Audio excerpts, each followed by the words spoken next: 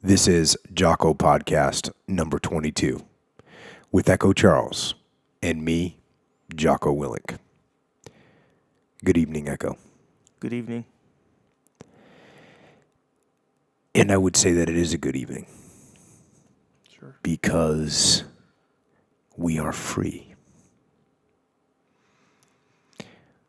We are free. And I talk about that all the time. You hear me say discipline equals freedom, and you hear me say free your mind. And here in America and in places around the world that have the ability to be listening to this podcast, a lot of times we take freedom for granted. And we all want freedom. We want the ability, the capability to move around and go where we want to go. But more importantly, we want freedom of the mind and freedom of the heart. And those things sound abstract. They seem like things that cannot be taken away. We don't even know what that means to have them taken away because of the way we live and how we were raised. To think what you want to think and believe what you want to believe. To be who you want to be. To have and to exercise the freedom to question. And to question everything. That's freedom. And there are parts of the world where none of those freedoms exist.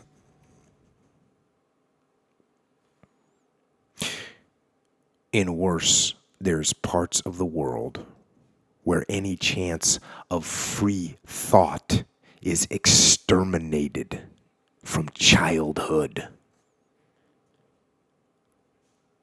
Will broken. Dreams extinguished. Thoughts controlled.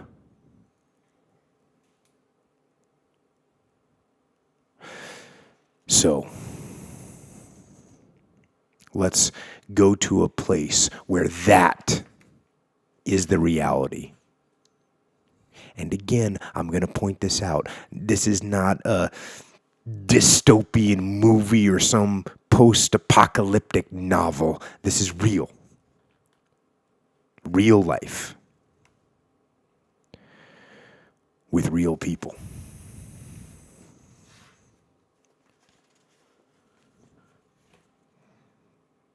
Red is reserved for the lettering of the propaganda signs. The Korean language uses a unique alphabet made up of circles and lines. The red letters leap out of the gray landscape with urgency. They march across the fields, preside over the granite cliffs of the mountains, punctuate the main roads like mileage markers, and dance on top of railroad stations and other public buildings. They say things like this: we have nothing to envy in the world. If the party decides, we do. Long live Kim Il-sung. Let's live our own way. We will do as the party tells us.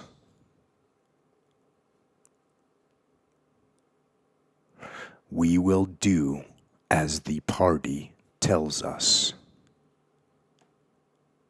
And like I said, this isn't a book.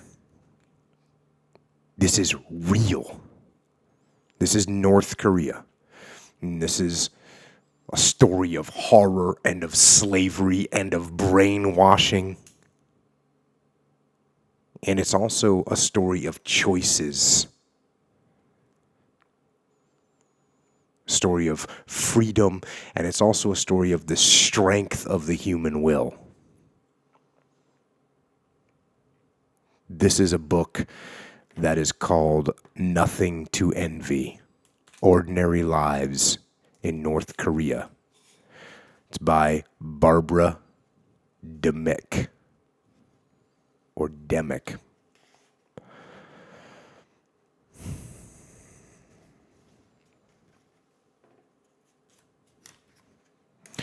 It traces a bunch of people that defected who Barbara Demick was able to interview once they left North Korea. But it traces their lives and what their lives were like. And one of the characters, and again, I don't want to call it a character, one of the people that's in the book is named Miran. And going to the book here, Miran's father was a POW. And it talks about that Miran's father never talked about being a POW. But there's another fellow POW who wrote a memoir. And in his memoir, and I'm going to the book here, he said that men were housed in squalid camps where they were not permitted to bathe or brush their teeth. Their hair became infested with lice. Untreated wounds swarmed with maggots. They were fed one meal of rice and salt water a day. Under the name Construction Unit of the Interior Department, new POW camps had been built near the mines. Coal mining in North Korea was not only dirty, but exceedingly dangerous, since the mines frequently collapsed or caught fire. And that same former POW wrote, "The life of a POW was worth less than a fly.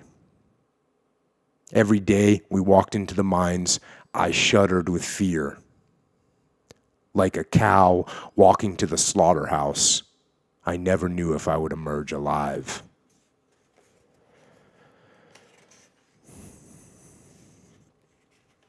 So, if you don't know anything about anything, the leader in North Korea at this time, post-war, is Kim Il-sung. And you still hear his grandson now is in charge of North Korea. But at this time, I'm going to the book. After the war, Kim Il-sung made it his first order of business to weed out foe from friend. He started at the top with potential rivals for leadership. He disposed of many of his comrades in arms who had led the struggle from Manchuria to unseat the Japanese occupiers. He ordered the arrest of the founding members of the Communist Party in South Korea. They had been invaluable during the war. Now that they'd served their purpose, they could be discarded. Throughout the 1950s, many more were purged in what was increasingly coming to resemble an ancient Chinese empire with Kim Il-sung, the unchallenged master of the realm.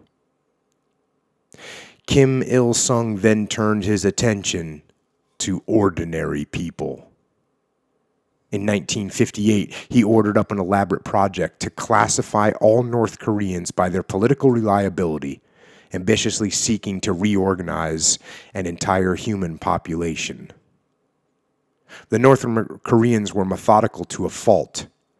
Each person was put through 8 background checks. Your Songbun, as the rating was called, took into account the backgrounds of your parents, grandparents, and even second cousins. The loyalty surveys were carried out in various phases with inspiring names. Intensive guidance by the Central Party was the first announced phase. The classifications became more refined in subsequent phases, such as the Understanding People Project between 1972 and 1974. So those things to me, they all sound like just bad movie plots, right? The intensive guidance by the Central Party. That's something you don't want to mess with. And here's how they would be. Here's what life was like. A little bit of life. People would be closely watched by their neighbors. North Koreans are organized into what are called inminban, literally people's groups. Cooperatives of 20 or so families whose job it is to keep tabs on one another and run the neighborhood. The inminban have an elected leader, usually a middle-aged woman who reports anything suspicious to higher-ranking authorities. It was almost impossible for a North Korean of low rank to improve his status. Now, we talked about this character, the person, Miran, that's being talked about, and she talks about her father. And here's what she says about her father. Miran often found her father's passivity maddening. Only later did she understand this was a survival mechanism. It was as though he had hammered down his own personality to avoid drawing undue attention to himself. Among the thousands of former South Korean soldiers who tried to assimilate into North Korean society, many slipped up. Miran's mother later told her that 4 of her father's buddies in the mines, fellow South Koreans, had been executed for minor infractions, their bodies dumped in mass graves. Being a member of the hostile class meant you would never get the benefit of a doubt. A sarcastic inflection when referring to Kim Il-sung or a nostalgic remark about South Korea could get you in serious trouble. It was especially taboo to talk about the Korean War and who started it. In the official histories, and there was nothing but official history in North Korea, it was the South Korean army that invaded, acting on orders from the Americans, not the North Korean army storming across the 38th parallel.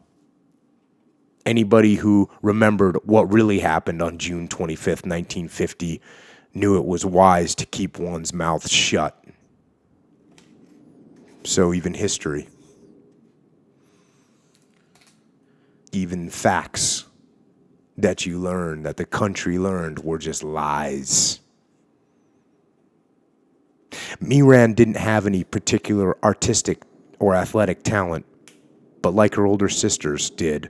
But she was a good student, and she was beautiful. When she was 15 years old, her school was visited by a team of serious-looking men and women in somber suits. These were Aqua, members of the 5th Division of the Central Workers' Party, recruiters who scoured the country looking for young women to serve on the personal staff of Kim Il-sung and Kim Jong-il. If selected, the girls would be sent off to military-style training camp before being assigned to one of the leadership's many residences around the country. North Korean girls her age didn't know what a concubine was, only that whatever you might do to serve the leadership would be a tremendous honor. Only the smartest and prettiest girls would be selected. I think we can all imagine what that looks like.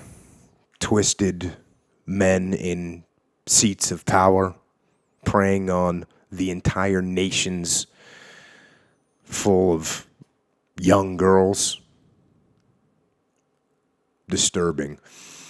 Now, another character in the book, and again, I keep using that term character. You hear that? Mm-hmm. Even me. I'm sitting here trying to tell everyone, hey, remember, these are people, but I'm calling them characters. These aren't characters in a book. These are people.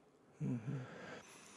And this person was named Mrs. Song. And Mrs. Song, what's interesting about Mrs. Song is she's a true believer.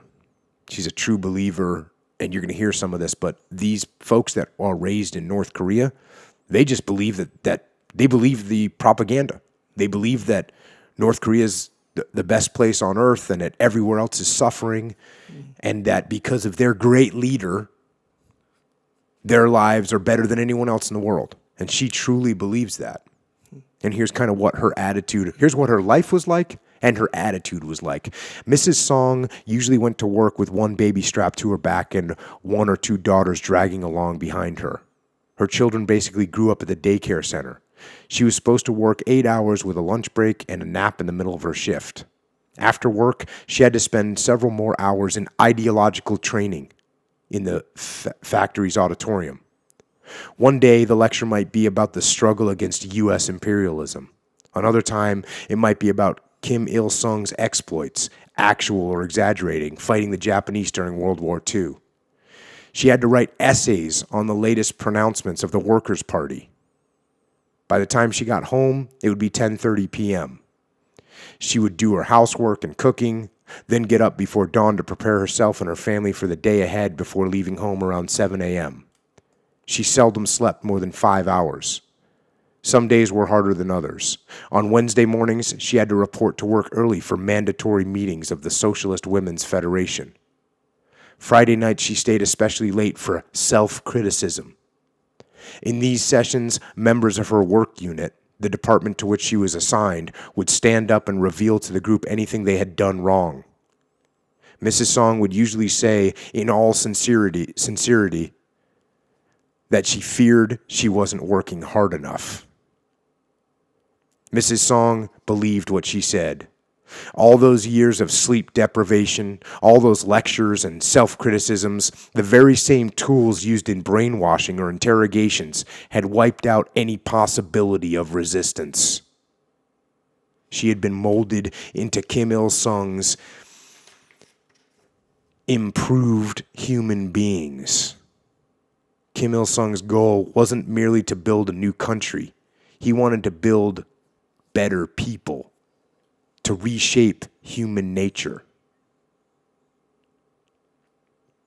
Once in power, Kim Il-sung retooled the ideas developed during his time as an anti-Japanese guerrilla fighter into instruments of social control.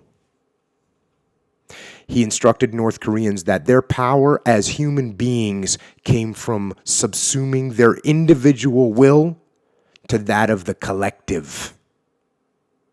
The collective couldn't go off willy-nilly doing whatever the people chose through some democratic process. The people had to follow an absolute supreme leader without question. That leader, of course, was Kim Il-sung himself.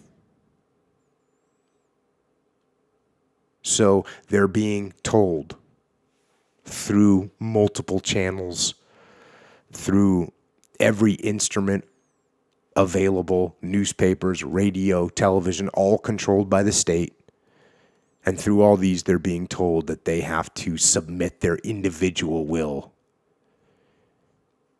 and perform at the will of the collective.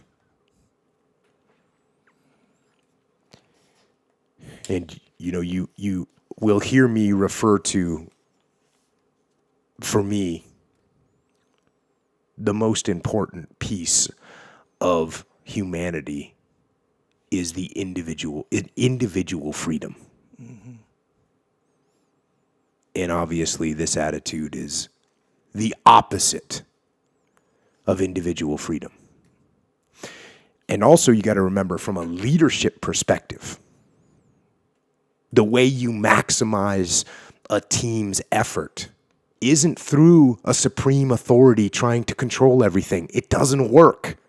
That's why we have a little something called decentralized command. I want my frontline leaders to think. I want my frontline troops to understand what they're trying to make happen and use their free will to make it happen, use their own brain to make it happen. So if you're in a leadership position and you realize that you're trying to control everything yourself, you're not getting the most effective performance from your team. Mm-hmm.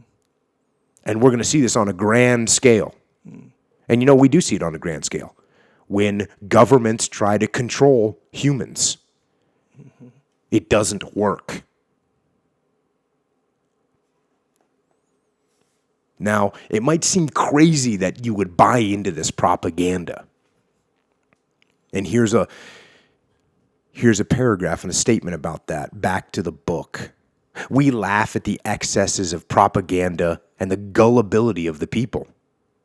But consider that their indoctrination began in their infancy, during 14-hour days spent in factory daycare centers. That for the subsequent 50 years, every song, film, newspaper article, and billboard was designed to deify Kim Il-sung. That the country was hermetically sealed to keep out anything that might cast doubt on Kim Il-sung's divinity. Who could possibly resist? So you're not just being told that this guy is the leader, you're being told he's God. In 1972, on the occasion of his 60th birthday, a traditional milestone in Korean culture, the Workers' Party began distributing lapel pins of Kim Il-sung. Before long, the entire population was required to wear them on the left breast, over the heart. In Mrs. Song's home, as in every other, a framed portrait of Kim Il-sung hung on an otherwise bare wall. People were not permitted to put anything else on that wall, not even pictures of their blood relatives. The children were never to forget that they owed everything to the national leadership. North Korean children, they didn't celebrate their own birthdays, but those of Kim Il-sung on April 15th and Kim Jong-il on February 16th. When the time came, the children lined up in front of the portraits to express their gratitude. In unison, they would bend from the waist, bowing deeply with feeling. "Thank you, dear father, Kim Il-sung," the children repeated as their mother looked on with satisfaction. Televisions and radios in North Korea are preset, so they can receive only official government channels. Still, the programming was relatively entertaining. Besides the usual speeches of Kim Il-sung, on a typical weeknight, you might have sports, concerts, television dramas, and movies produced by Kim Jong-il's film studio. On weekends, you might get a Russian movie as a special treat. The newspapers would occasionally run feature stories about heroic children who ratted out their parents. To be denounced by a neighbor for bad-mouthing the regime was nothing extraordinary. Starting to get a little feeling for what we've got going on here. Now, what happens when the government tries to control everything and you take the freedom of the people away? Communism, obviously, and things are not as productive as they could be. That's what happens when there's no individual drive to succeed. Because if you're a farmer, once you plant your food, it's just going to get taken away by the government and redistributed. So what's your drive to grow the right amount of food or more food? There is none, because it's all just going to be taken away anyways. Right. It's like they avoid punishment. So they do the minimum, Yes. rather than the opposite. When they strive for the maximum, that means they're focused on what can be, Yes. rather than avoiding what can be. Yes. And so now, this is again, I'm breezing through chunks of this book to get to some of the highlights. So now we're into the 80s, and we're starting to run out of food.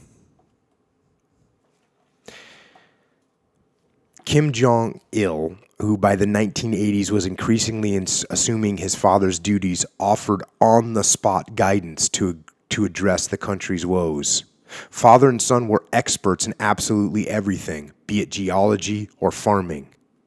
Kim Jong-il's on-site instructions and his warm benevolence are bringing about a great advance in goat breeding and output of dairy products. The Korean Central News Agency opined after Kim Jong-il visited a goat farm near Cheongin. So that's the kind of headlines in the news. One day he would decree that the country should switch from rice to potatoes for its staple food. The next, he would decide that raising ostriches was the cure for North Korea's food shortage. The country lurched from one harebrained scheme to another. So the fact of the matter is that even if this guy was a brilliant farmer, he's not taking into account the various terrain and the different climates that are in the area and who can get what done. Whereas if you let the free market decide what can be grown and let individuals decide and let freedom guide people, things work. Things find a way. The control does not work. And you'll see that here. Back to the book. Soon the country was sucked into a vicious death spiral. Without cheap fuel oil and raw material, it couldn't keep the factories running, which meant it had nothing to export.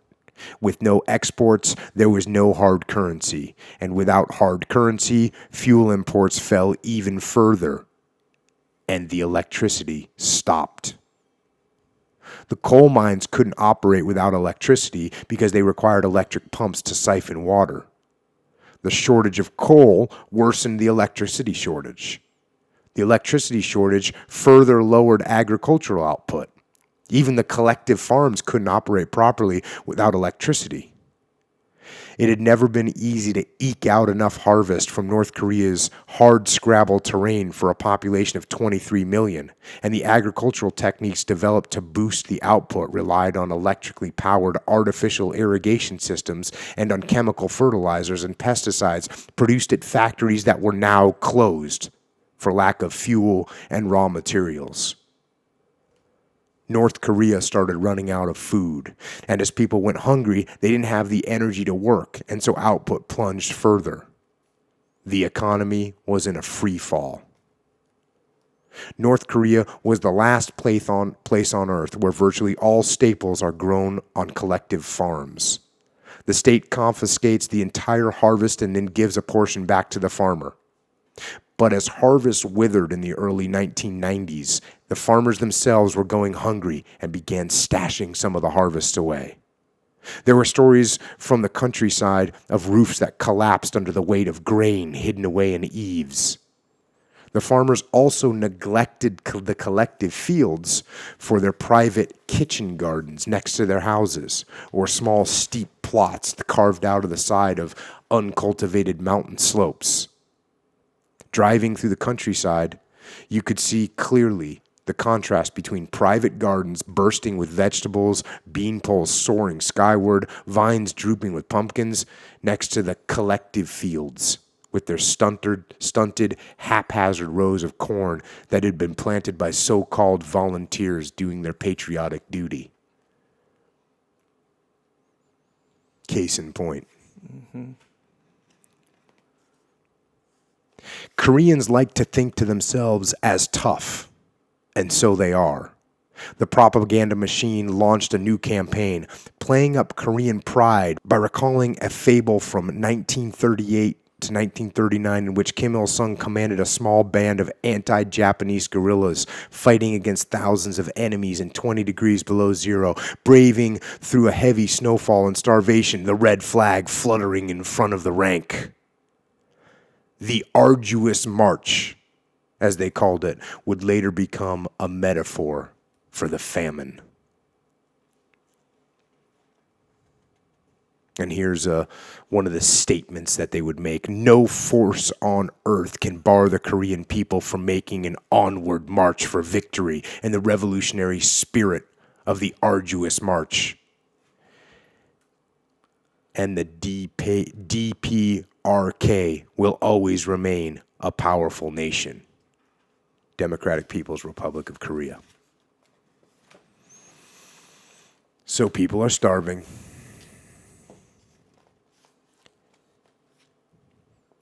And the government is saying, yeah, we're going to drive on. It's a tough road, but we're going to make it. Enduring hunger became part of one's patriotic duty. Billboards went up in Pyongyang touting the new slogan, let's eat 2 meals a day. North Korean television ran a documentary about a man whose stomach burst, it was claimed, from eating too much rice. In any case, the food shortage was temporary. Agricultural officials quoted in the newspapers reported that bumper crops of rice were expected in the next harvest. When the foreign press reported on food shortages in the North in 1992, the North Korean news service was indignant. And here's what the North Korean news service had to say. The state supplies the people with food at a cheap price so that the people do not know how much rice costs. This is the reality of the northern half of Korea. All people live a happy life without any worries about food in our land. People are starving and the government is lying. If North Koreans paused to contemplate the obvious inconsistencies and lies in what they were told, they would find themselves in a dangerous place. They didn't have a choice. They couldn't flee their country, depose of their leadership, speak out, or protest. In order to fit in, the average citizen had to discipline himself not to think too much. Then there was the natural human survival instinct to be optimistic. Like German Jews in the early 1930s who told themselves it couldn't get any worse, the North Koreans deceived themselves. They thought it was temporary. Things would get better.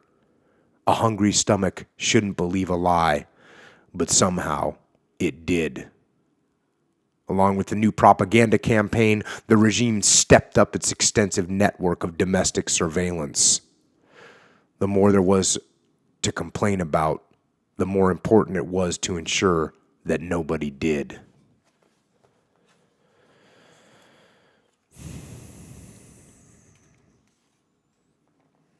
Now, at this point, further in the book, Miran has gone off to college to become a teacher.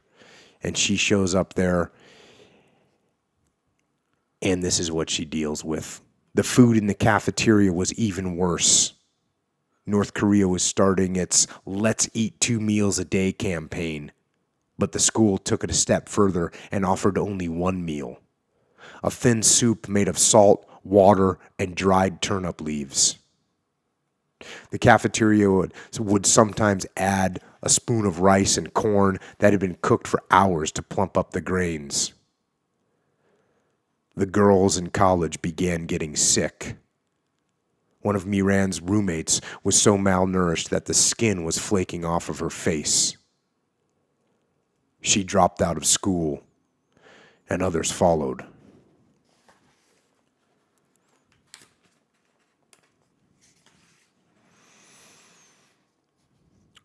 Now, during the middle of this, Kim Il-sung dies.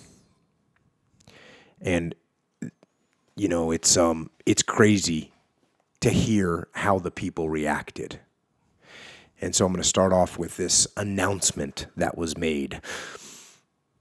And this is long, a little bit of a long announcement, but just to get the tone of it is worth it.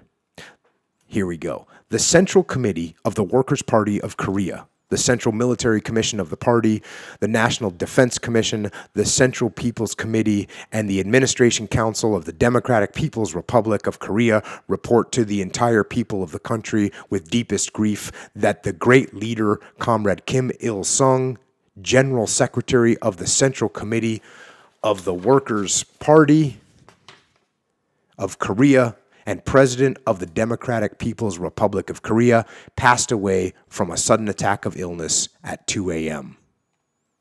Our respected fatherly leader, who has devoted his whole life to the popular masses, cause of independence, and engaged himself in tireless and energetic activities for the prosperity of the motherland and the happiness of the people, for the reunification of the country and independence of the world till the last moments of his life, departed from us to our greatest sorrow.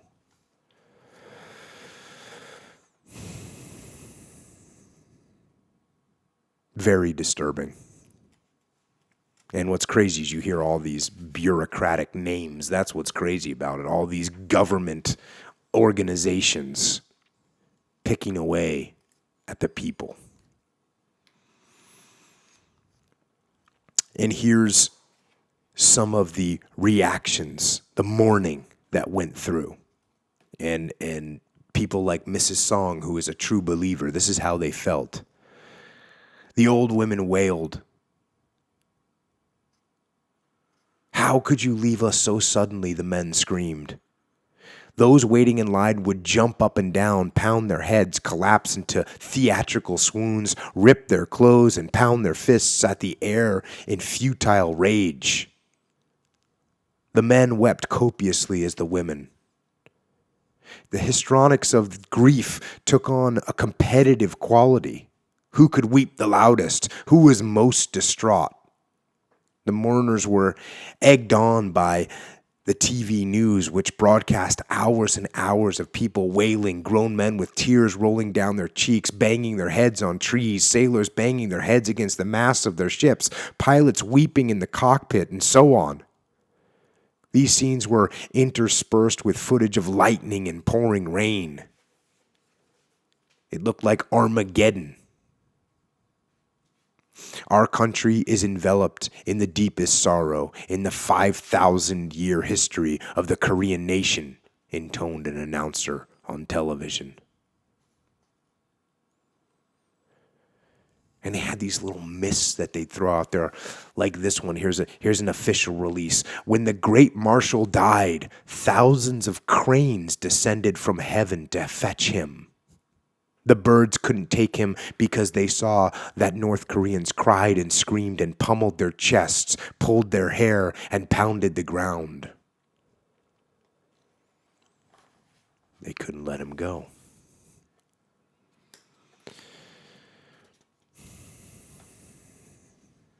But nonetheless, despite the heroic efforts of the Grand Marshal, the famine continued. And here we go to another person in the book, whose name is Dr. Kim, a woman doctor in North Korea. In the pediatric ward, Dr. Kim noticed that her patients were exhibiting peculiar symptoms. The children she treated, born in the late 1980s and early 1990s, were surprisingly smaller, even smaller than she'd been as the tiniest kid in her elementary school class. Now their upper arms were so skinny she could encircle them with her thumb and forefingers. Their muscle tone was weak. It was a syndrome known as wasting, where the starved body eats away at its own muscle tissue. Children came in for constipation that was so acute they were doubled over in pain, screaming. The problem was with the food. Housewives had started to pick weeds and wild grasses to add to their soups to create an illusion of vegetables. Corn was increasingly the staple again instead of rice, but people were adding leaves, husks, stems, and cobs to make it go further. That was okay for adults, but it couldn't be digested by the tender stomachs of children. The babies were in the worst shapes. Their mothers, themselves, undernourished, didn't produce enough breast milk for them. Baby formula was non-existent, and milk was rare. In the past, mothers who couldn't produce enough breast milk would feed their babies a watered-down congee made from cooked rice. But now, most of them couldn't afford rice either.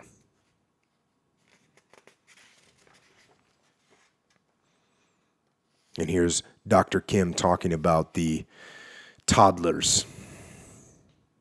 They would look at me with accusing eyes. Even 4-year-olds knew they were dying and that I wasn't doing anything to help them.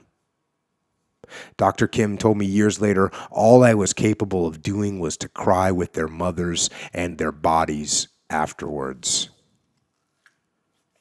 Dr. Kim hadn't been a doctor long enough to have erected the protective wall that would insulate her from the suffering around her. The children's pain was her pain. Years later, when I asked her if she remembered any of the children who had died on her watch, she answered sharply, "I remember all of them." Now Miran has graduated from college and she's an actual school teacher. And actually, requirement of school teachers was that they need to know how to play the accordion, which is like a transportable instrument, so therefore was considered to be a good thing because you could carry it on a march. So all school teachers had to play the accordion, and they sang songs like this, and they would sing it with the class. "Our Father, we have nothing to envy in the world. Our house is within the embrace of the Workers' Party. We are all brothers and sisters. Even if a sea of fire comes towards us, sweet children do not need to be afraid. Our Father is here. We have nothing to envy in this world." Another one of the songs that they'd sing, "Where have we gone? We've gone to the forest. Where are we going? We're going over the hills. What are we going to do? We are going to kill Japanese soldiers." And another classic that was taught in the music class is called "Shoot the Yankee Bastards." Our enemies are the American bastards who are trying to take over our beautiful fatherland. With guns that I make, with my own hands, I will shoot them. Bang, bang, bang. That idea of nothing to envy in the world. And again, as you read through this book, you hear the people saying that they believed wholeheartedly that they had nothing to envy in the world. That this dismal life of starvation or near starvation was as good as it gets. And here's what the hunger would look like in school, according to Miran. Each child was supposed to bring from home a bundle of firewood for the furnace in the school basement, but many had trouble carrying it. Their big heads lolled on top of scrawny necks. Their delicate rib cages protruded over their waists so small that she could encircle them with her hands. Some of them were starting to swell in the stomach.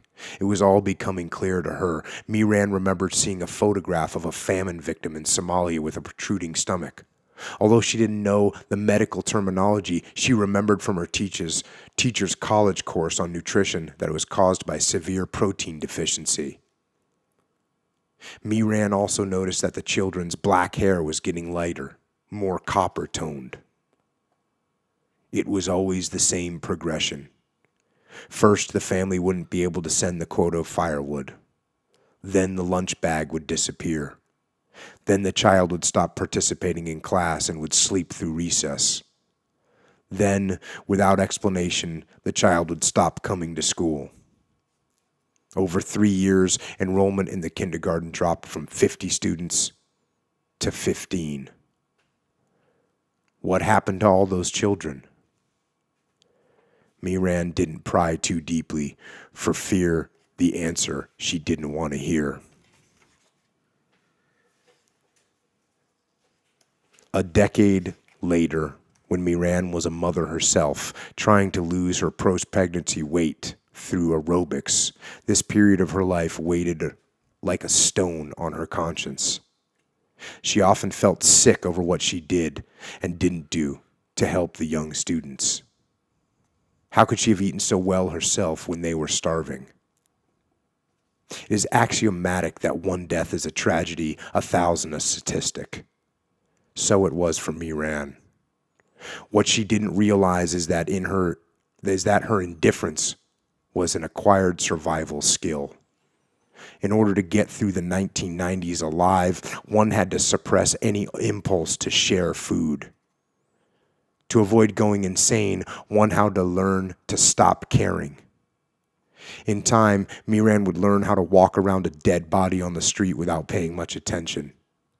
She could pass a 5-year-old on the verge of death without feeling obliged to help. If she wasn't going to share food with her favorite pupil, she certainly wasn't going to help a perfect stranger. And here's some, I guess I would say, thoughts on a famine, or realities of a famine. In a famine, people don't necessarily starve to death. Often some other ailment gets them first. Chronic malnutrition impairs the body's ability to battle infection, and the hungry become increasingly susceptible to tuberculosis and typhoid. The starved body is too weak to metabolize antibiotics, even if they're available, and normally curable illnesses suddenly become fatal. Wild fluctuations of body chemistry can trigger strokes and heart attacks. People die from eating substitute foods that their bodies can't digest. Starvation can be a sneaky killer that disguises itself under bland statistics of increased child mortality or decreased life expectancy. It leaves behind only circumstantial evidence of excess mortality, statistics that show a higher than normal deaths during a certain period. Yet another gratuitous cruelty. The killer, famine, targets the most innocent, the people who would never steal food, lie, cheat, break the law, or betray a friend. It was a phenomenon that the Italian writer Primo Levi identified after emerging from Auschwitz, when he wrote that he and his fellow survivors never wanted to see one another again after the war, because they had all done something of which they were ashamed. As Mrs. Song would observe a decade later, when she thought back on all the people she knew who died during those years, it was the simple and kind-hearted people who did what they were told. They were the first to die.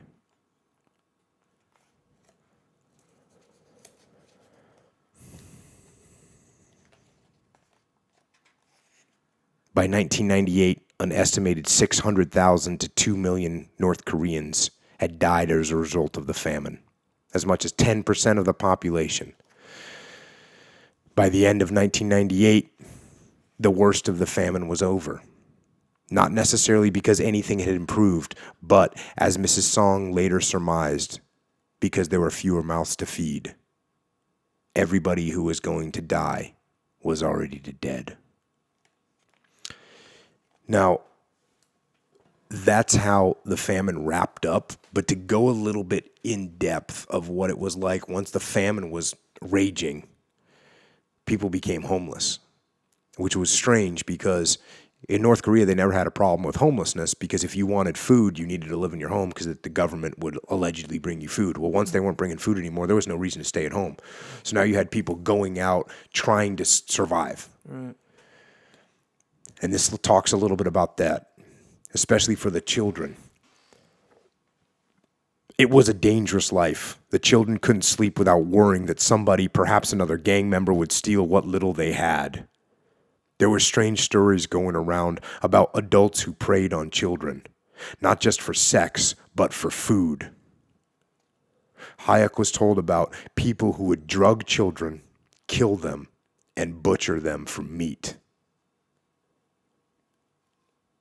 Behind the station, near the railroad tracks, were vendors who cooked up soup and noodles over small burners, and it was said that the gray chunks of meat floating in the broth were human flesh. The stories got more and more horrific. Supposedly, one father went so insane with hunger that he ate his own baby. A market woman was said to have been arrested for selling soup made from human bones. From my interviews with the defectors, it does appear that there were cases in which people were arrested and executed for cannibalism. What did our wonderful leaders do during this? Here's how they handled the people. As the people started black markets and started growing these gardens and selling what they could to get, people started to try and survive through exercising their personal freedoms. And here's one of the ways here's their comments about this. This is coming from Kim Jong-il. As well as any of the world's strongmen, he understood perfectly the cliche that an absolutist regime needs absolute power. Everything good in life was to be bequeathed by the government. He couldn't tolerate people going off to gather their own food or buying rice with their own money. Telling people to solve the food problem on their own only increases the number of farmers markets and peddlers. In addition, this creates egoism among the people, and the base of the party's class may come to collapse.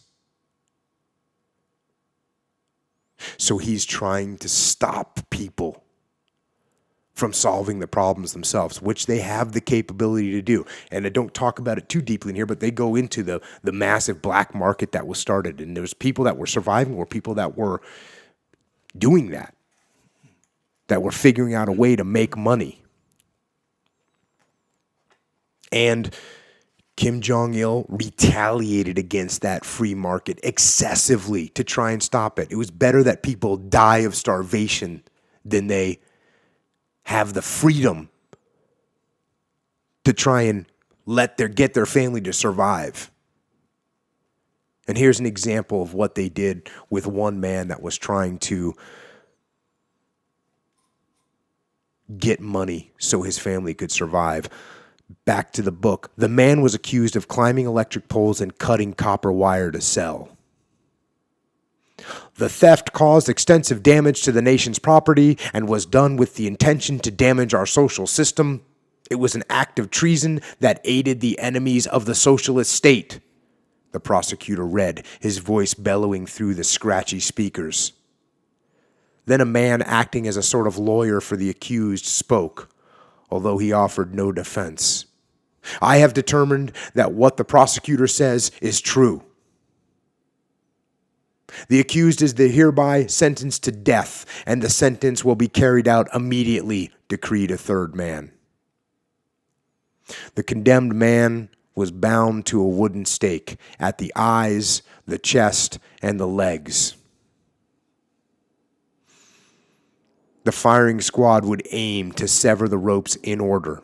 3 bullets in each location, 9 in total, top to bottom. First, the lifeless head would slump over so that the body would crumple in an orderly heap at the foot of the stake. Neat and efficient. It would look like the condemned man was bowing in death, as if to apologize. A murmur went through the crowd, who thought the execution was excessive punishment for a minor theft. The electric lines weren't working anyways. The few meters of copper wiring the man had stolen probably had gotten him no more than a few bags of rice. A pity. He has a younger sister, somebody said. 2 sisters, said another. The man's parents must be dead. Clearly, he knew nobody with influence to intervene on his behalf. He probably had a poor class background as well. Maybe he was the son of a miner. The shots rang out. Head, chest, legs. The head burst open like a water balloon. Blood spurted out over the dirt, almost spilling onto the feet of the crowd.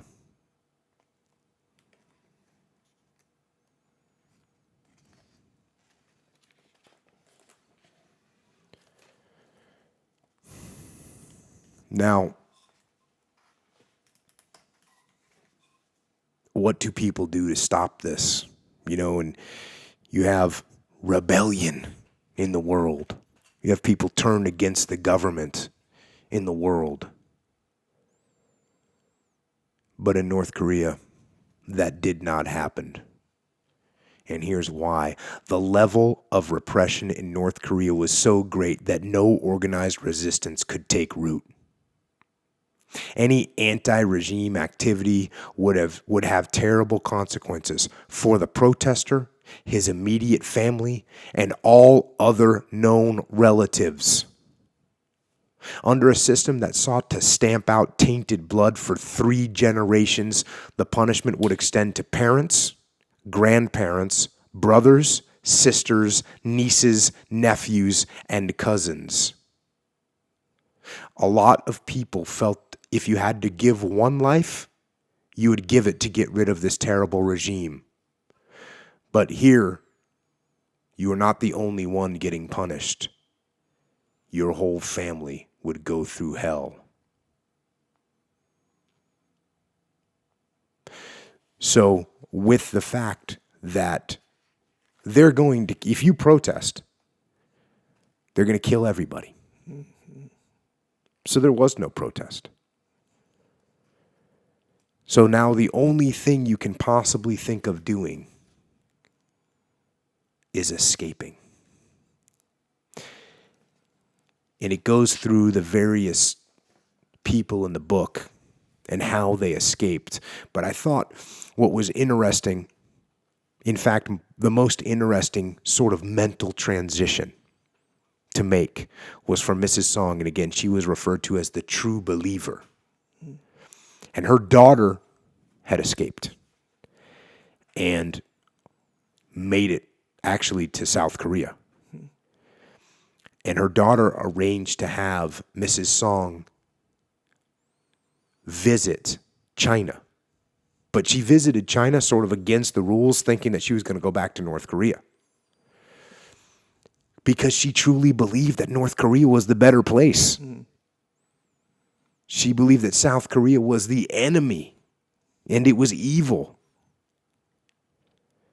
And so she does go to China. And she spends some time in China. And when she's in China, she's staying in a house that, her daughter's set up for her to stay in. And they have TV. And they have microwave oven. And they have dishwasher. And they have a rice cooker. Which is miraculous to her. I mean, she's talking about it. She's saying at a certain time, the light would come on and it would make a chirp. And that means the rice was now being cooked. And by the way, at this time, they didn't have rice in North Korea. So there's this thing that just automatically cooks up your rice in the morning. And it was that combination of things that broke her. Because when she first saw that stuff, she said, oh, this is imperialistic. This is capitalism. It's evil. They're trying to buy us and enslave us with their capitalism. That's what she'd been convinced her whole life. And then she has the realization. And I'm going to close with this because after this, it goes through the stories of how they escaped and whatnot. But this realization, this moment in time when her mind becomes free. And here's how it goes. How much had they all missed herself, her daughters, locked away in North Korea, working themselves to death. For what? We will do what the party tells us. We will die for the general. We have nothing to envy. She had believed it all and wasted her life. Or maybe not. Was it really over? She was 57 years old, still in good health. This was her wake-up call. She was ready to go. So I ask,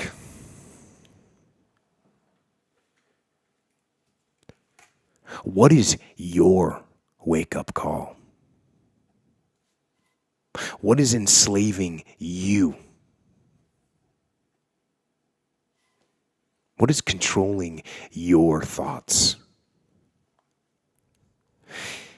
Is it the television set?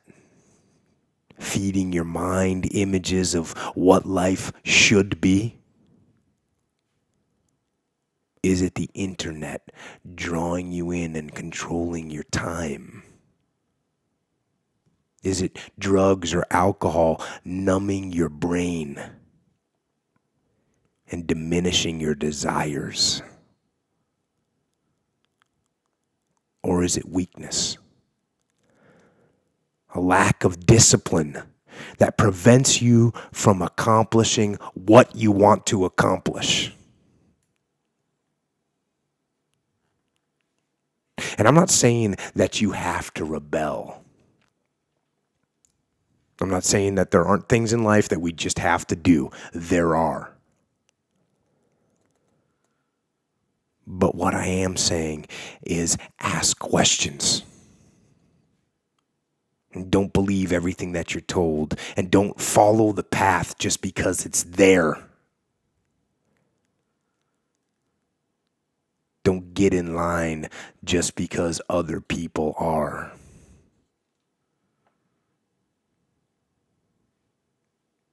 Get up and wake up and be conscious of what is creeping into your mind. What's getting in there? What are you letting in there? What is forcing itself in there? And what does it want you to do? You have only one life. So don't waste it being controlled by someone else. That's one of those things that's it's everywhere. Like you can easily be controlled by stuff. Like a big one is I hate to harp on parents, but like your parents. So nobody's perfect, right? So all your imperfections or a lot of your imperfections will be passed on to your kids just because you don't know any better. Like that Mrs. Song lady, like she just believed it. She didn't know any better. Mm-hmm. And so you can end up passing these things down, like certain traditions or, just methodologies of raising kids that you might hear otherwise, but that's your thing, that you believed it. It crept in your mind because your parents, their parents, and you don't, like how you say, ask questions. And you don't ask questions. You're just like, hey, that's how I was raised. You pass it on. Meanwhile, you're doing the wrong thing the whole time. Mm-hmm. That's what happens when you don't ask questions. That's what happens when you don't ask questions. Yeah. That's what happens when you believe authority all the time. Yeah. And hey, this might come across as some people are sitting there saying, wait a second, Jocko, weren't you in the military for 20 years? You're damn right I was. Yeah. And there was I was a rebellious kid. And when I was in the military, I questioned everything that we did and why we did it. So, and I think that's one of the things that helped me get to a leadership position and become a decent leader was the fact that I didn't just take everyone's word for it and say, oh, yeah, that's what we're going to do. Okay. Right. No, you know what? We're actually going to change the strategy. We're going to change the tactics. What I was taught isn't working right now. We're going to do it differently. Yeah, we did that all the time. Yeah. But this is a broader scale. This is a broader scale. This is life. Yeah. Not just in the book, but life in general. Mm-hmm. Life in general. Like, what are you doing? Where are you getting your direction from? Yeah. Who's got a hold of your steering wheel? Yeah. Yeah, and that's... Make sure it's you that's got a hold of your steering wheel.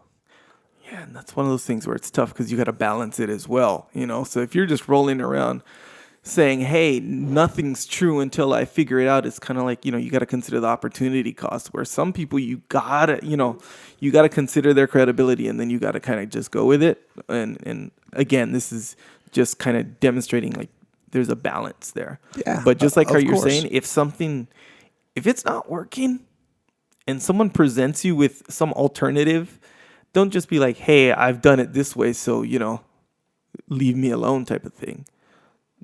Ask those questions and listen to them, Chances are you might find a little improved method in doing some stuff. Yeah, or you might find out that you've been sucked into a trap. Yep. you don't want to be in. No. You got to free your mind. You got to free your mind. You got to get out of that box, out of that cage. Yeah. Think of that. You know, I meet people now, and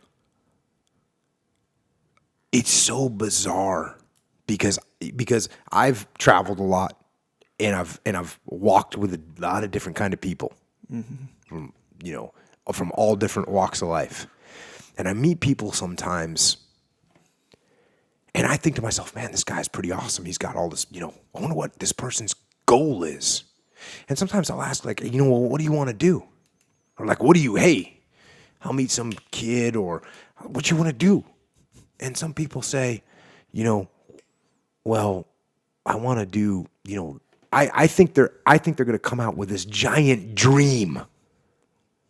And they come out with like a little mediocre idea. I haven't done this yet. I've talked to 5 people in the last 6 months that I thought were going to tell me about their dream, and that I was going to be like in shock, and I was going to be impressed and say, yeah, that's what I'm talking about, brother. Go get it. And instead, I had to bite my tongue because they were telling me their dream, but it wasn't big enough.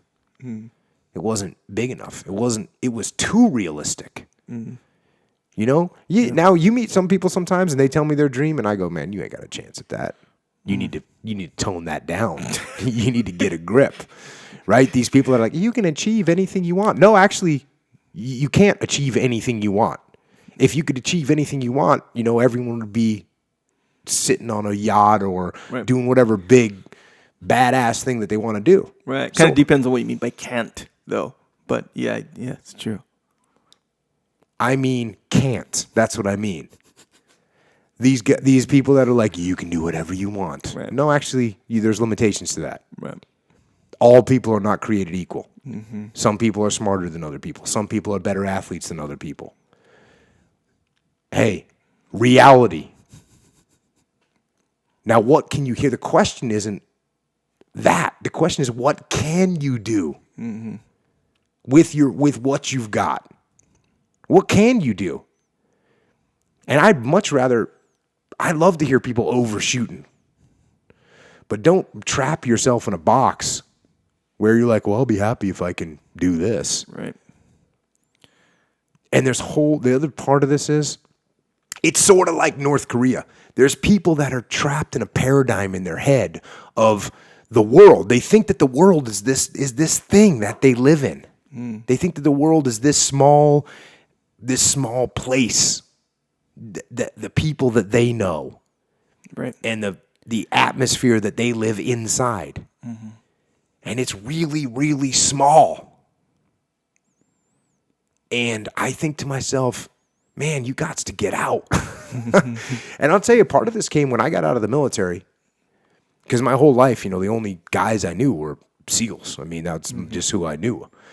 And so when I got out and I started meeting other people, and I especially started working with big businesses, I started meeting really not just successful in terms of financial people, but people that had really done something. Mm-hmm.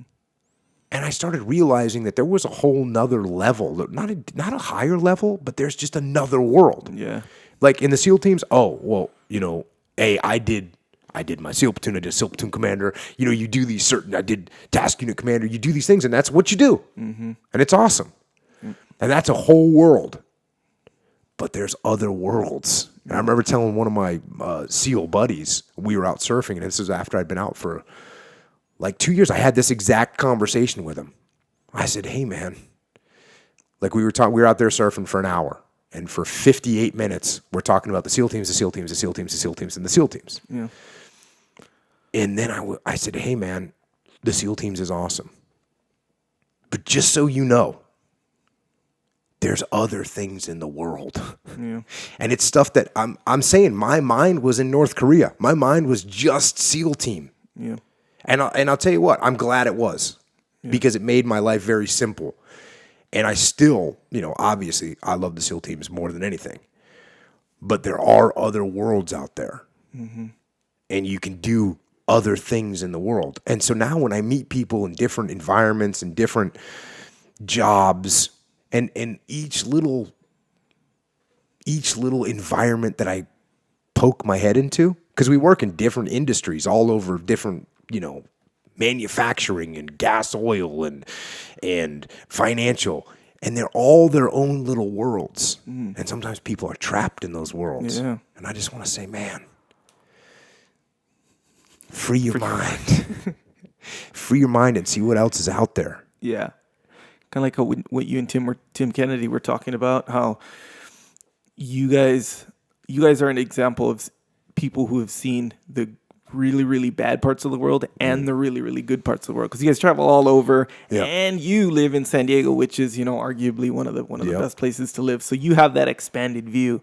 Meanwhile, some people, they only go on vacation when they travel. So they have, although a real positive and really nice view, but it's really narrow. Yep. Or other people who only lived in bad places. Just like people who grow up in a real negative household, when they go out into the world, just their beginning view of the world is negative. Yeah. Like money is just so hard to come by because when they grew up, their parents are complaining about the rent and bills are piling up and all this stuff. So that's their attitude when they go out. And then that's how they kind of take on the world.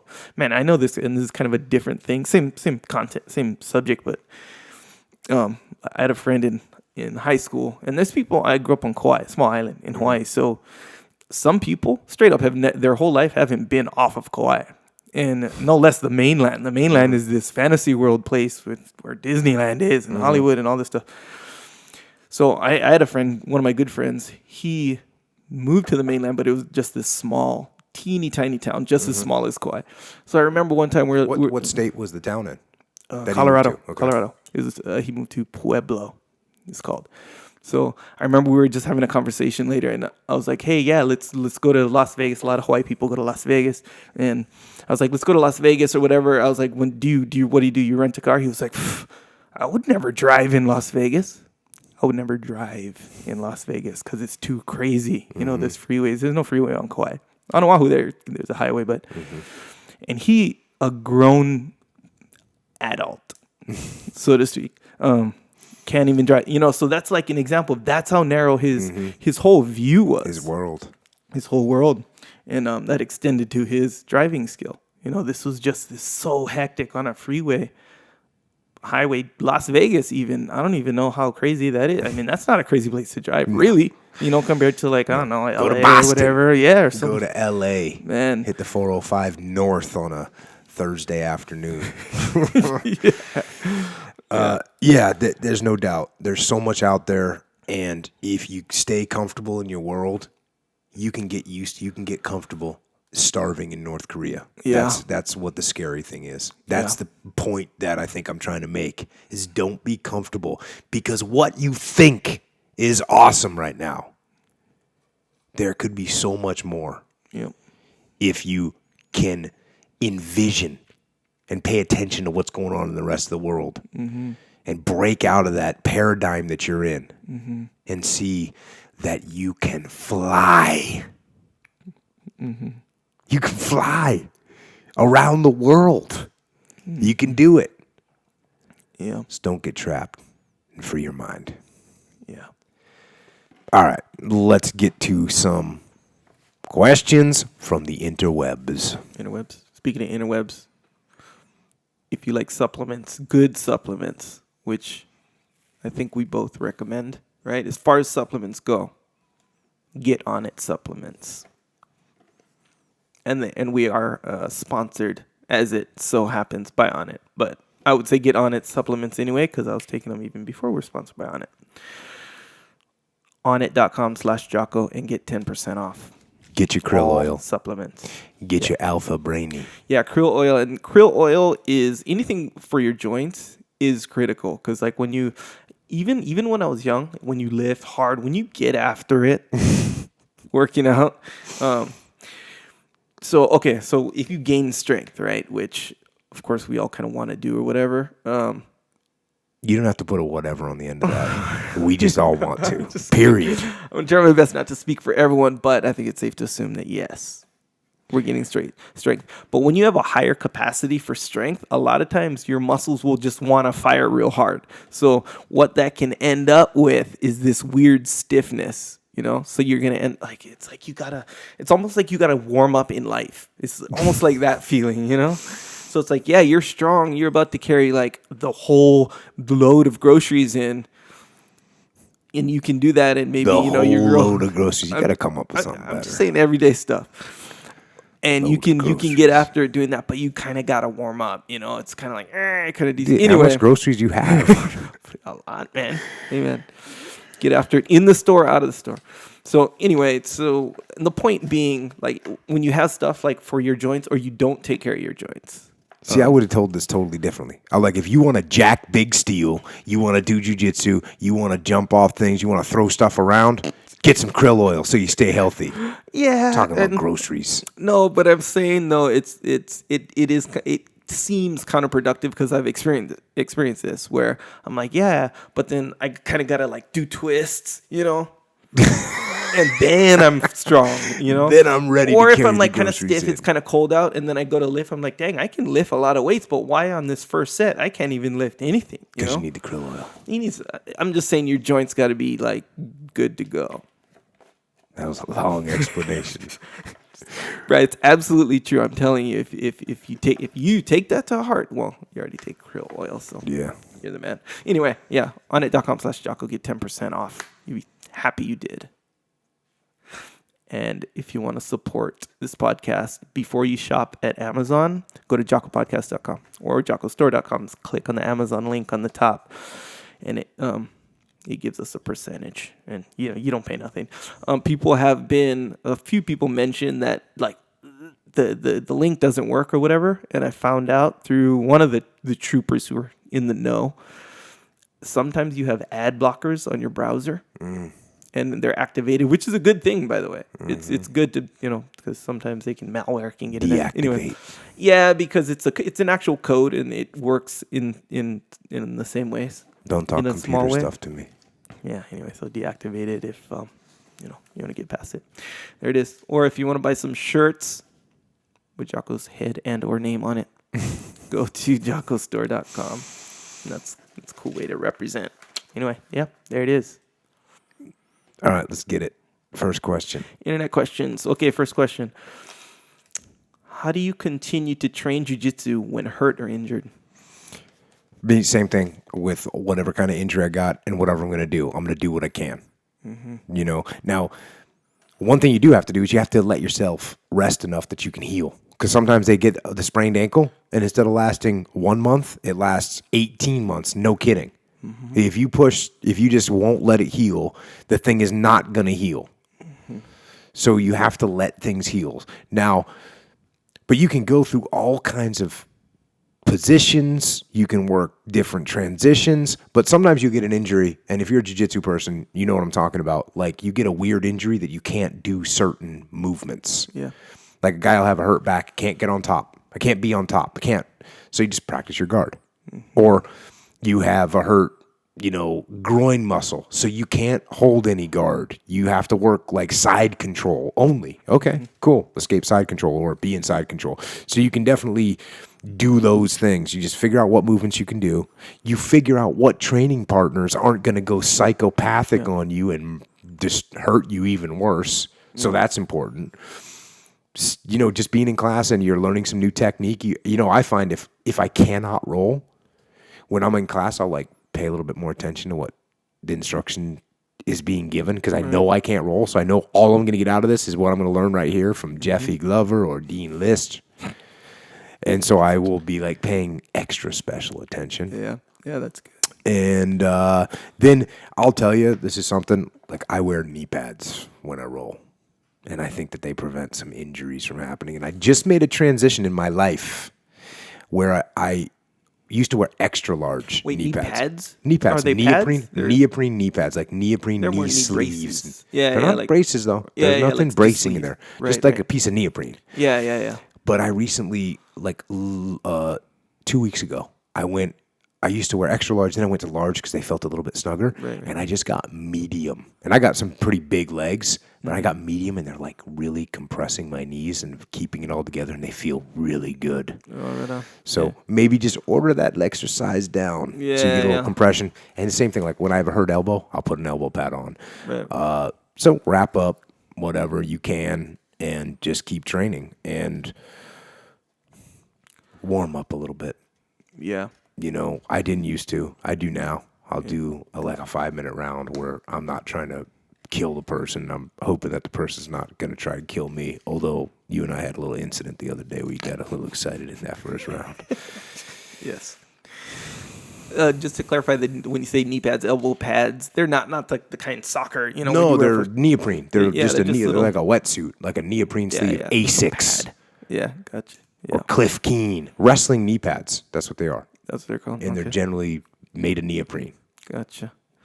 Yeah, so and a lot of this, the training partner thing, that's a big deal. If you choose to train when you're injured, because, man, I can't sit here and say train when you're injured, and I might even say don't train, just learn, like how you say, if you want to show up, because let's face it, man, you can't just not show up on the mats, and, the mats, even if you're not rolling, it's like, that's a good place to be, let's face it, for most of us, and you sit in on a class or just do the instruction part of it, and do the movements, because you're not going full speed, you're not rolling. You do the movements that you can, and you can pick up a lot, man. In fact, when you, especially, how you say, we're learning from Dean, Jeff, and most of the instructors here, they're really good. Even if you learn one little detail, even if I know this guard pass, he added that one little detail. Yep. So, dang, I've been training for all these years, and I just learned that one detail. You can always add something. The game, I think that's a big deal. Show up and be there. You will learn. It's like I was talking to Greg one time, long time ago. He was like, we were talking about, hey, so if someone asks you how long have you been training, but let's say you started training 10 years ago, but then you trained for a year, you took off a year, and then you went back, but you were only training a little bit, so how long have you been training, really? How do you count it and all that? Anyway, so he was like, we didn't go too deep into it, but he was like, nah, man, if you started 10 years ago, you've been training for 10 years. Because if you start training for a year, even if you take a year off, when you see something, you hear something, someone's talking about something, you're picking all that up because you have the context, so your brain is already assimilate it into your system and your mind, even if you're not training. Yep, exactly right. So if you're injured, just keep that going. That's a weird thing to do, though. There's a little ego situation. If you're like, well, I've been training for 13 years, meaning I started 13 years ago, but I took a lot of time off, so you might catch me. Right, yes. That's basically what they're saying. So just tell people, like, I've been training for 13 years. Yeah. I'm not that good, or, you know what? Let's see how good I am. Yeah, if in Come fact... and get it. Yeah, because I think it's Come and get it. It's so automatic for the person, like if you ask me, how long have you been training? It's so automatic for me to try to justify my skill with my number of how long. Even though the guy asking typically is just asking for conversation. He's not trying to evaluate how good you're. Oh, really? When I ask people, I'm sizing their shit up. Yeah, but you're different. How long you been training for? What school? Whatever, but you're different. You compete? But I was talking to Keenan about that. Like, how do you do it? And they're kind of psycho, though. They'll be like, it's mat hours. That's how you say it. You train for 10,000 hours. That's how long you've been training. I don't know if he was serious or not, but nonetheless. That's one way of looking at it. But yeah, the whole injury thing. Man, I don't feel the same way as you, though.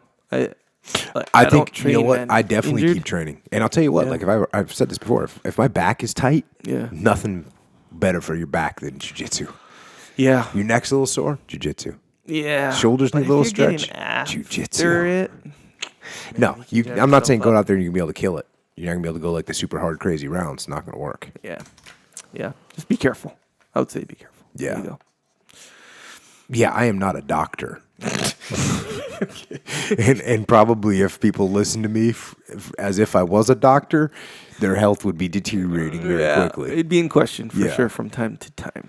Don't sleep, eat meat, train injured. Go. That's my attitude. All right, next question. How crucial is knowing the personality type, introvert, extrovert, of your colleagues in combat, business, or choosing an MOS, which is an occupation? Yeah. how crucial is it to know the personalities of people? It's really crucial. Knowing and understanding people is critical in every aspect of life. And that being said, the most important part of knowing people is knowing that you really can't know people, not 100%. And I hear people talk about like personality types, and there's these tests and these categories and stuff like that. And honestly, I've never been familiar with that. But you can put people in different categories. But for me, when you put a person in a category by themselves, right, that's only 50% of the situation. The other 50% is the other people that they're working with. So I want to know not just what type of personality they have, because that's like I said, that's half of the equation. The other half is how do they interact with other people and other people's personalities? How do they handle slackers? How do they handle overachievers? How do they handle loudmouths? How do they handle submissive people? How do they handle aggressive people? Those are all different personality traits. I want to see how people are going to handle other personalities. And then I want to also know how they're going to handle certain situations. Pressure, conflict, authority, responsibility. I mean, I want to know not just what their personality is, but how they're going to react. Because you can get people that are, a really easy example is people that are super aggressive, but they fold under pressure. And you can get people that are super passive that fold under pressure, and vice versa. Yeah. You can get someone that's super quiet and humble, and under pressure, they're just strong. So that's what I want to know. I don't care what kind of personality you have. I mean, I do to an extent, but I want to know how it interoperates with the world, with the people, and with the situations that you're going to face. And how do you do that? You do that by observing them while they're dealing with other people and while they're dealing with pressure situations. That's just a reality. Yeah. And you can have an idea. I won't say that you won't be able to predict it, but you'll get surprised. Sometimes you get surprised on a person that you think is all tough and they fold, or a person that you think is weak and they're strong. So you will get fooled sometimes. A lot of times you're probably right 60% of the time, 70% of the time. Yeah. Yeah, big one is also how they react when stuff goes bad, like when stuff doesn't go their way. Yeah. And that's a spectrum too, but man, you can meet someone or things are going good. You're hiring new people with growth or whatever your situation. And it's like, dang, I'm so glad I hired this guy. But when something goes wrong, they self-destruct or something like that. Man, yeah, that's, I think, a critical component. And so I got, the simple answer is that there's so many different variables, so many different nuances, that what you want to do is you want to know your people. Yeah. You want to build relationships with your people so you know them, so you understand them. That's what you want to do. Yeah. The R word, relationships. Yeah, that's what you need. That's how you get to know your people, and that's how you lead them correctly. Next question. In regards to subordinate leadership, how do you begin to change the culture / school of thought of an industry or a company?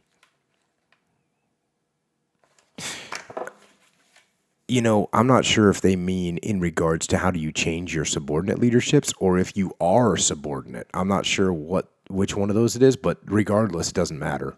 Because guess what I'm going to do? I'm going to lead. That's what I'm going to do. Whether I'm the subordinate guy or the superior guy, I'm going to lead. Oh, I want to change things and make them a certain way. Cool. I'm going to do those things. I'm going to make those things happen. That's how you do it. And if you're doing the right things for the right reasons, your message is going to spread. Yeah. You know how many bad SEAL platoons I was in?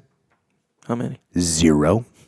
You know why? Because me and my buddies, we always had a good attitude. We always had the right attitude, and that spread to the other people that were with us.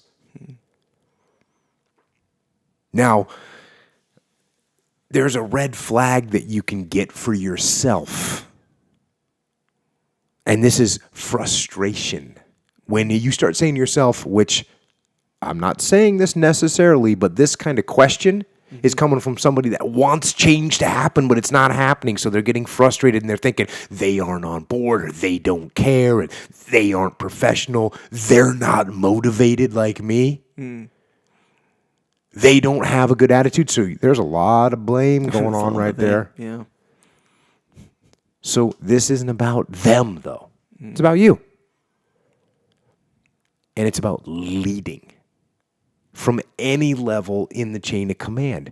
If you're leading, if you're doing the right things for the right reasons, that's going to spread. So the classic example, I talk about it all the time, is if you're exercising extreme ownership, if you're saying, you know what, I got this, it was a mistake made, it was my fault, that spreads. Yeah. If you're humble, that spreads. If you have an open mind, that spreads. If you're being aggressive, not aggressive towards other people, but if you're being aggressive in pursuit of your goal, that spreads. You know what doesn't spread? Is when you're aggressive at people. Oh, actually, it does spread, but it's negative. Yeah. You don't want that. You know what doesn't spread? It doesn't spread when you're trying to get people to do things because it's going to make you look good. Yeah. That doesn't spread. You can't get people to behave better because you want to look good. It doesn't work. Yeah. People see right through that. Oh, he wants to look good. You know what I'm going to do? Sabotage. Now, the other thing I've been saying lately, because people are surprised or whatever, or not surprised, but they're concerned. They don't see how it's going to work so fast. And I say, you know what? It's not going to work fast. It's got to be, and here's the word, it's got to be a campaign. It's got to be a campaign. It's not like World War II was not one battle. Right. World War I was not one battle. It's a campaign to win in Europe. It's a campaign to win in the Pacific. It takes battle after battle after battle, and guess what? You don't win them all. Yeah. You lose some of them. And so you're going to, on this campaign, you're going to win and you're going to lose. But you got to have the persistence and the patience and the persuasiveness to continue. And another piece of this is you are best off if you go indirect and not be like, hey, you need to act like me. No. People don't like that. You need to just act how you're acting. And if you're doing it, like I said, the right things for the right reasons, people are going to see you and they're going to follow. So that's how you begin to change the school of thought. Yeah, that genuineness tends to show itself, or that if you're not genuine, it tends to show itself. Just because of the dynamics of any task. Never mind, tends to. It just straight shows itself. Yeah. So when you're doing it for the right reasons, you can't help but expose that. That will be exposed. So yeah, people will sign right on, and then you end up gaining, like how you say, it's a campaign. It's like you'll gain a little bit of ground. You might win this guy over. Like, hey, wait, that's a cool way of doing it, or whatever the group is. And you make these small little steps, and you kind of hold that ground. And yeah, before you know it, it's kind of the whole culture of this, I don't know, office or whatever. It's kind of changing. It just kind of happens. It's true. I've seen it happen. Next question, Jocko Echo. How do you work with people who overthink things? The classic overthinker. What does that mean, though, overthink? It means they won't pick up this pen right here because they look at it and say, I wonder what the weight of that pen is and if I should pick it up right now, because I'm also thinking about saying something, and what if I drop the pen while I'm trying to say something that makes a noise on the desk that disrupts the flow of my sentence, and then the whole flow of my sentence is disrupted, which means my train of thought will be disrupted. Now I can't finish what I was going to say. That's an overthinker. So that's the person we're trying to... Now you can just imagine applying that thought pattern to an actual project that you're working on. Right. Not a good scenario. Or you're trying to apply it to a combat situation that you're in. Or you're trying to apply it to a relationship that you're in. You start overthinking. Well, if I say this, then she might think that. Right. Yeah. What they mean by that right Yeah. there, that What little they look. mean by that. Yes, yes. Dang. Yeah, that's true. Okay. That's an overthinker. Right. So quit thinking so much. You're overthinking it. So here's what I do when someone's overthinking. When I got someone that's like a chronic overthinker, I'm gonna funnel them into the right mindset with questions, and I'll give you some real easy questions to ask that'll make this happen. Things like, hey, what do you mean by that? Or like, can you explain that again? And you're getting them to explain it in a simpler way. Or you say, hey, so hold on. So what's the actual goal? What are we trying to get done here? Because again, they're putting layers upon layers of complexity on top of things that don't deserve it. So what exactly are we trying to do? And again, you're just kind of playing dumb a little bit and asking questions.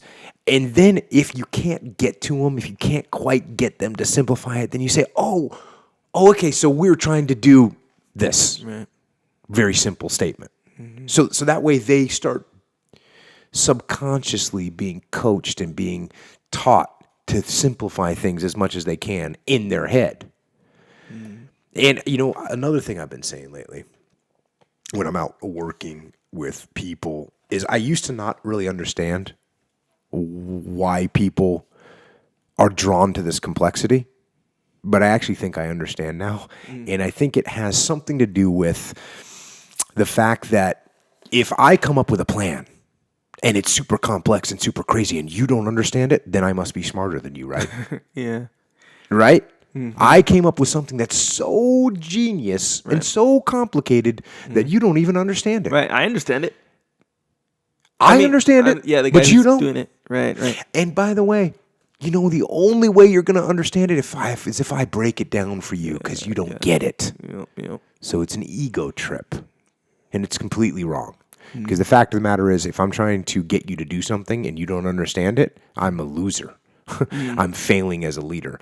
So you got to try and get people to understand that simplicity beats complexity every single time. And overthinking things is a failure in ability to simplify. So another thing, and this is more kind of about planning, and this is something I used to talk about in the SEAL teams, and I called it 6% advantage over the enemy.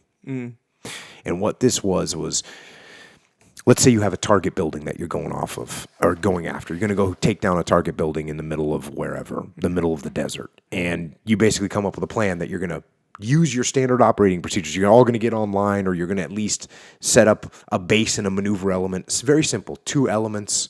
One element's going to hold cover, and the other one's going to move through the target. Cover and move. It's as simple as it gets. That's great. So you come up with a plan, that's your plan. And then as you're looking at the imagery or you're looking at the map, you notice that there is an outhouse 150 meters away from the house. So now what you do is you go, you know what? Because there's that outhouse there, you know what I'm going to do is I'm going to take another team of our guys. We're going to break them off from the main assault force. We're going to put them over there. And that's what they're going to be in case the guy's in the outhouse, blah, blah, blah. So what you've done is you've separated your units. You've increased your communication problems. You've sacrificed your fields of fire. You've disaggregated your firepower. You've diminished your unity of command. You've broke from your standard operating procedures. You've given up your real tactical advantage that you have for the chance that this guy at 2 o'clock in the morning when you hit the target is in the outhouse and not in his home. Is it worth that? No. So don't overthink it. We're hitting this target. You know what? Cool. We'll keep eyes on that thing. No big deal. But don't give up your tactical advantage because you overthought the situation. Go with what you know. And another piece of that is a lot of times when people get super detailed like that in planning, they're actually planning on things that can't be known. So why would we make a plan for something that can't be known? I got a better idea. Instead of making a plan for something that can't be known, make a plan that's adaptable. You want your plan to be adaptable. And you know how you have the best adaptability, for instance, on the battlefield, that you have the most control over your guys so that you can maneuver them quickly. And how do you do that? By having good unity of command. And how do you do that? By keeping your guys, for the most part, together. The minute you start spreading them out all over the place and something changes, something unknown, that unexpected happens, now you got to reel everyone back in and try and get them to change the formation of their assault. It becomes very, very complex. So if you set up your plan so that it's adaptable to changing situations, then you're going to be good to go. Same thing in business. Do you know what the market's going to do? No. We have predictors, yes. Do we know them? No. Do you know what your competitor is going to do? No. Do you know what your consumers are going to do? No. Do we have intelligence? Of course we do. Do we have metrics? Of course we do. But we don't know things. So keep your plans adaptable so you can make adjustments when you need to, as opposed to overthinking things and creating specific branch plans for a possibility of something that might occur in the future or might not. Don't overthink it, people. You know, sometimes people who underthink things, sometimes they tend to say, "Hey, why do you overthink things when you're just normally thinking about something? Like you're thinking about something from a normal standpoint." Yeah, so there's obviously you have to think about things. Right. Yeah. And yes, you should be cautious of someone that's just constantly saying, "Man, you're overthinking this." Right. I spent 3 minutes planning. Yeah. Yeah, watch out for that guy. Yeah. That's why, yeah, when overthinking comes up, you gotta understand what that means. But I feel like your example is sound.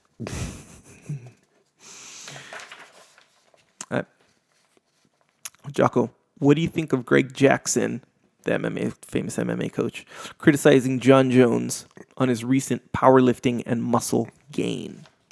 Yeah, so if you didn't see this, if you're into MMA at all, they caught Greg Jackson on the mic after John Jones' recent fight saying, basically, "Hey, I told you so. He's too big. He's all that powerlifting." Right. And I've talked about Greg Jackson before, and nothing but respect for Greg Jackson. Not only is he an outstanding coach and a great tactician, he's also just super humble guy who has built a really cool gym and built a lot of champions. So his record speaks for itself. So I'm not going to second guess, what he's saying about a fighter that he's worked with since day one. And I think really it boils down to this sort of definition of perfection. If you've ever heard this definition of perfection is when you have nothing more to add and nothing more to take away. You've got it where it needs to be. And they use this with design, design of whatever, furniture, of iPhones, of, anything, buildings. When you've got everything that needs to be there and you can't take anything away, that's perfection. They say this about writing too. When you look at someone that writes really well, every sentence, you look at that sentence, you can't take away a word and you can't add a word. Right. And that's perfection. And I think that is what Greg Jackson is trying to do with Johnny Bones Jones. Get him in that physical status where you don't want to add anything and you don't want to take anything away. So what they may have done, according to Greg Jackson, is they may have added a little too much muscle. Because, of course, you got to have some muscle because it gives you strength and explosiveness. But at the same time, muscle requires oxygen. And so you can actually get too big to where it's affecting your cardio. So I think that's all Greg Jackson was talking about, and I think that's the balance I'm always looking for. I want to be big and strong enough, but I want to have endurance. That's what I'm trying to do. Yeah. And I try and find that balance by doing both strength work and endurance work. And when I say endurance, I mean muscular endurance. I don't mean marathon running, because I don't run marathons. Metcons, baby. Metcons. So that's what I think he's talking about. And, like I said, respect for Greg Jackson. And I'm sure that he's got a good handle on why he's saying that. Yeah, fully. And I do know a little bit about this, where so if you gain a bunch of muscle fast, like over a short period of time, you can have a way harder time dealing with the drawbacks of that muscle, and that is endurance. That's the main thing. And at the same time, this doesn't have much to do with this particular situation. But if you gain muscle real fast, you can lose it. You have the potential to lose it real fast. But at the same time, vice versa, if you cultivate this, muscular body build, whatever, over time, like let's say you started lifting at 15 years old and you're, 35 years old now, and you've always been muscular, your body will have a easier time holding on to that muscle if you stop like lifting for even a year, or if you stop lifting for a long time and then you get back to lifting, it'll jump right back up as far as your muscularity. So in regards to endurance, no matter what, bigger muscles require more oxygen, more fuel. So it's harder to get that endurance up when you have big muscles, just in general. But you're going to have the potential to gain that endurance way more if you've had muscle for a long time. So you do these big jumps in muscle gain, man, that endurance is going to suffer. It's going to be really hard to build up that endurance, really hard. I'm not saying impossible, but it's just really it's really going to take time. Yeah. So yeah, that is a dangerous thing. Not dangerous, but it's a risky thing to do. When I'm going to jump back into the fighting situation and I'm huge now. It's like that endurance might suffer on that one. And obviously, or apparently, it did there. I think we maybe do one more here. Okay. Jocko, do you ever feel like Sisyphus pushing a rock up a hill only to watch it roll back down again and have to do it again? How do you overcome that? Do I ever feel like Sisyphus? Yeah. Of course I do. I mean, I do. And I'll tell you, I've thought about this, and I've been waiting for people to start saying, like, oh, you put another picture of the sweat and of a squat rack. Really? But I don't know if they understand. I've been getting on that squat rack and grinding it out for 25 years. And I'm not bored with it yet. And it might seem like that's an unwinnable battle. But really, to me, it's not about winning. It's the battle itself. It's the struggle. It's the daily test. That's what life's about. Not just physically, but mentally. Getting that rock to the top of the mountain, that's not what my goal is. My goal actually is pushing the rock. Because pushing the rock, that pushes me. That makes me tougher. That makes me harder, mentally and physically. It gives me much more than I give it. I want to struggle. I want to grind and claw and scratch, and I want to dig in, and I want to push. And I don't want it to end. If I ever got the rock to the top of the mountain and it stayed there, I'd push it back down myself. I don't want to rest, and I don't want to coast. And I don't want to reach a point in my life where I say, That's it. I've done enough. I'm not going to give anymore. I'm not going to push anymore. No. No. That relentless cycle of day-to-day challenges, they aren't maddening to me. They don't frustrate me. They inspire me. Inspire me to drive and push more and to push harder. That's what that rock does to me. So I say, dig in and get to pushing.